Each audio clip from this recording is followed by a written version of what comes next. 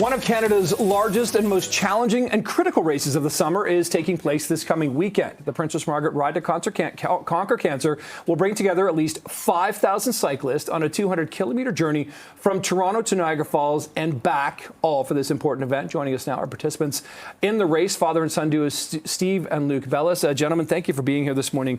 Great to have you both here. Thank you for having us. Steve, you've been doing this for a while. Take us back to your origins for getting into the Ride to Conquer Cancer and why. Absolutely. So this is going to be my 15th year participating in the ride.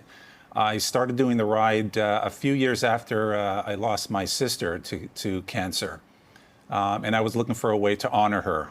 And this was the perfect venue for me because it gave me an opportunity to focus my efforts in raising funds for such an incredible institution like the Princess Margaret Cancer Foundation and the amazing work they do for life-saving research.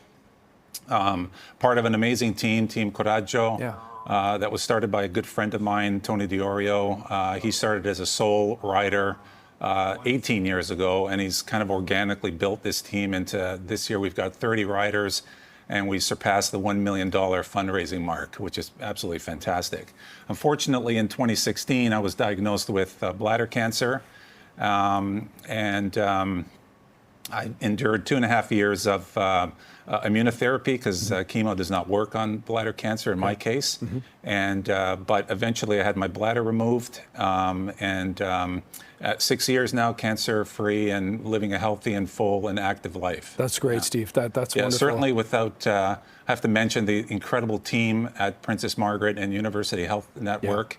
Led by Dr. Kulkarni, my oncologist, who's a member of our team, an honorary member of our team. He does the ride as well. And I wish our family cancer story ended there, but it doesn't. Yeah, Luke, I mean, let's pick up on that. I mean, this is, you've lost your uncle, your dad, or pardon me, your aunt, your father dealing with his own cancer story, and you as well, Luke. Let's talk about you and your situation too. Yeah. So like my dad said, this is year 15 of him doing the ride, and I never really planned on doing the Ride to Conquer Cancer. I was more than happy raising funds and awareness for cancer by selling chocolate bars or dyeing my hair pink for a breast cancer university baseball game. But after I was diagnosed a couple years ago, I remember ringing the bell October 2023 and thinking, when I ring the bell, everything's going to feel different. I'm going to do a backflip that day because I'm going to feel so incredible and cancer-free. And then I rang the bell, and I remember my body, my mind, and my spirit really just didn't feel all that connected. And we were sitting around at Christmas, and I remember looking at my dad and thinking, well, you've done the ride for 13 plus years at this point. You did the ride 6 months after beating cancer. Maybe I got to do the same. And I said, you know what, let's do it. Let's do the ride. And there we were last June doing the ride. It was my first time doing it, and it was just such a unique and cool experience to do it alongside my dad, to do it alongside such an incredible group of men and women with Team Coraggio that have now been together for 17 years. This year, they've just crossed the $1 million threshold, the amount of money raised. And it's just such a cool and inspiring event, and to be able to get to participate in it with our connection to cancer, it's just really cool.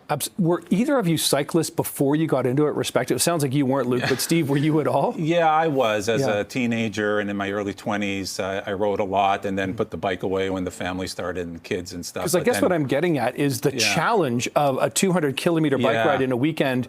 You faced your cancer challenges. Clearly, those are enormous challenges, but the physical exertion of this. Yeah, there's certainly a parallel there. Yeah, there's a definite parallel there between, going through cancer and then doing this event. But you try to train. We have a great support team with Team Coraggio. We do indoor training. The spring hasn't been all that great. Would have liked to have gotten out a little bit more, but I think we're ready. Yeah, what's it like when you're at the start line? I know this is only going to be your second year, Luke, but what goes through your mind? What are the emotions you're feeling at that point? It was a very emotional day. I remember I sent out an email last year, the Saturday morning before the ride, just expressing my thanks and gratitude to all the people that donated to us in support of the ride. And I remember thinking, drawing back to my chemo experience, I had 12 rounds of chemo. Each round of chemo was about 6 hours at the hospital in a chair. Right. And when you think about 200 kilometers over 2 days, you boil it down to 100 kilometers each day, it's about another 6 hours in a chair. Right. So chemotherapy was a very physically and mentally draining experience for myself, and then to be able to sort of take that power back and say, you know what, I'm going to put myself in a chair for another 6 hours this weekend, but we're going to do it on our own terms, right? My father had his bladder removed. That wasn't on his terms. It was a very grueling surgery, a very grueling process for him to recover. I went through my own chemo in that sense, and we can't relate with our cancer experiences in terms of I had chemo, he didn't have chemo, he had major surgery, I didn't.